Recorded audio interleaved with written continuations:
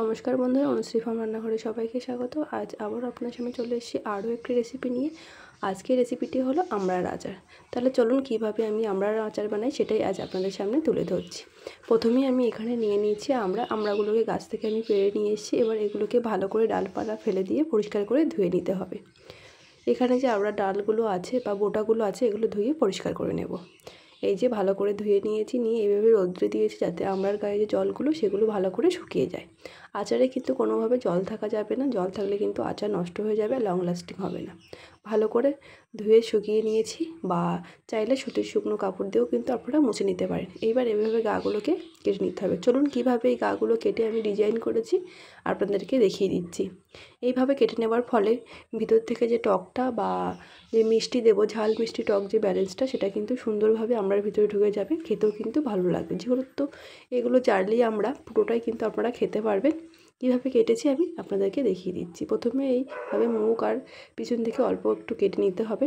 তারপরে একেবারে গায়ে গায়ে যেভাবে আমরা আলু ভাজার আলু কুচি, এরকম গায়ে গায়ে কুচতে হবে। আপনারা দেখেই বুঝতে পারছেন আমি কিভাবে করেছি। আমি যেহেতু ক্যামেরাটা একা নিজে হাতেই করেছি, তাই ছবি কিন্তু একটু কেঁপে যেতে পারে। আপনারা কিছু মনে করবেন না, আমার ভিডিওটা দেখতে থাকবেন। আর ভালো লাগলে অবশ্যই আমার পাশে থাকবেন। আরও একটা কথা বলছি বন্ধুরা, আমি যেহেতু অনেক দিন কোনো ভিডিও ছাড়তে পারিনি আমার চ্যানেলে, তাই আগেই আপনাদের কাছে ক্ষমা চেয়ে নিচ্ছি। আমি এবার থেকে চেষ্টা করব অন্তত সপ্তাহে 2টো করে ভিডিও দেওয়ার জন্য।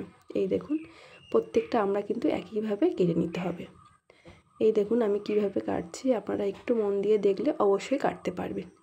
অথবা আপনারা এরকম দুফালি করে বা গোটা করেও কিন্তু আপনারা আচারটা বানাতে পারেন, কিন্তু এইভাবে বানালে দেখতে সৌন্দর্য হবে, তার জন্য কিন্তু এরকম ডিজাইন করে নিয়েছি।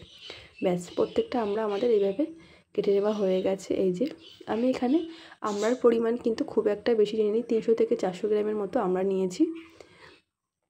এবার রান্নার জন্য আমি কড়াইতে দিয়ে দিয়েছি 4 থেকে 5টা শুকনো লঙ্কা। শুকনো খোলায় ভালো করে একটু ভেজে নিয়েছি। তারপরে দিয়ে দিয়েছি 2 টেবিল চামচ সর্ষের তেল। তেলটাকে ভালো করে লঙ্কার সাথে ভেজে নেব। তেল ভালো করে ভেজে নিলে লঙ্কা একটু লাল হয়ে এলে দিয়ে দেবো ওপর থেকে অল্প পরিমাণ পাঁচফোড়ন।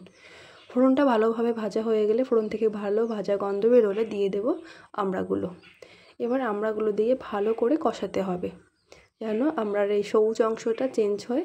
একটা তরকারি কষালে যেমন লাল অংশ চলে আসে বা লাল হয়ে যায়, কষালে যেমন তেমন করে কষিয়ে নিতে হবে ভালো করে।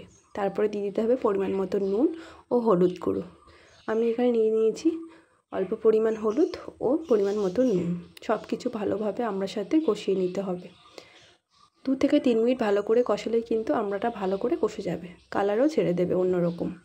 এবার আমাদের ভালোভাবে কষানো হয়ে গেছে, লাল লাল হয়ে গেছে। এবার দিয়ে দেবো স্বাদ অনুযায়ী মিষ্টির জন্য চিনি। আমি এখানে 400 আমড়ার জন্য আমি এখানে 250 মতো চিনি দিয়েছি। আপনারা যে যেমন মিষ্টি খাবেন সেই পরিমাণেই দেবেন। যেহেতু আচার একটু টক মিষ্টি খেতেই ভালো লাগে, তাই চিনির পরিমাণটা আমি একটু কম রেখেছি। আপনারা যারা মিষ্টি খেতে পছন্দ করেন একটু বেশি করেই দিতে পারেন। ভালো করে এবার চিনিটাকে আমড়ার সাথে মিশিয়ে নিতে হবে। এখানে কিন্তু কোনো জল ব্যবহার করা যাবে না। আপনারা দেখতেই পাচ্ছেন আমি কিন্তু 1 ফোঁটাও জল দিইনি। এবার এইভাবে ঢাকা চাপা দিয়ে রাখলে আস্তে আস্তে চিনিগুলো গলে যাবে, গিয়ে নরম হয়ে যাবে। এই দেখুন, আস্তে আস্তে চিনি পুরোপুরি গলে কিন্তু নরম হয়ে গেছে, এরকম গ্রেভি তৈরি হয়ে গেছে। এবার আরও একটু ভালো করে ফুটিয়ে নিতে হবে। আমরা কিন্তু আমাদের পুরোপুরি সেদ্ধ হয়ে গেছে, একদম লাস্ট পর্যায়ে চলে এসছে। এবার ওপর থেকে আমরা দিয়ে দেব ঝালের জন্য অল্প পরিমাণ লঙ্কার গুঁড়ো। যেহেতু আগেই আমি ভাজা মশলা দিয়েছি, তাই লঙ্কার পরিমাণ অল্প একটু দেব।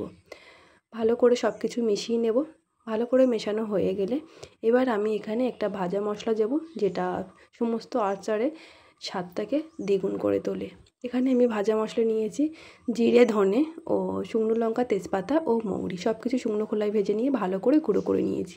তাহলে বন্ধুরা দেখতেই পেলেন, খুব সহজেই তৈরি হয়ে গেল কিন্তু আমাদের এই আমড়ার আচার। আমার আজকের রেসিপিটি আপনাদের কেমন লেগেছে অবশ্যই কমেন্ট বক্সে লিখে যাবেন। যদি ভালো লাগে তাহলে একটা লাইক, কমেন্ট ও শেয়ার করে আমার পাশে থাকবেন। এরকম গ্রেভি অবস্থায় আচারটা আমাদের ঢেকে রাখতে হবে। আস্তে আস্তে গ্রেভিটা কিন্তু টেনে নেবে, খুব একটা শুকনো করে কিন্তু নামাবেন না। মশলাটা প্রথমে যেহেতু আমি গরম অবস্থায় 1 চামচ থেকে 1.5 চামচ দিয়েছিলাম, তাই গ্যাসটা অফ করে ঠান্ডা হয়ে গেলে বাদবাকি আরও 2 চামচ থেকে 2.5 চামচ কিন্তু মশলা দিতে হবে। আমি এখানে মোটমাট 3 থেকে 4 চামচ কিন্তু মশলা ব্যবহার করেছি। মশলার পরিমাণটা একটু বেশি দিলে কিন্তু খেতে ভালো লাগবে। এইবার ঠান্ডা হয়ে যাবার একটু গরম ঠান্ডা থাকবে এই পর্যায়ে বাদবাকি মশলাটা কিন্তু দিয়ে দিতে হবে। তাহলে কিন্তু খেতে ভালো লাগবে। গরম অবস্থায় সমস্ত মশলা দিয়ে দিলে কিন্তু মশলার সেন্ট থাকবে না। এই দেখুন আমাদের ফাইনাল লুক। তাহলে আজকের মতো এই পর্যন্ত। সবাই ভালো থাকবেন, সুস্থ থাকবেন।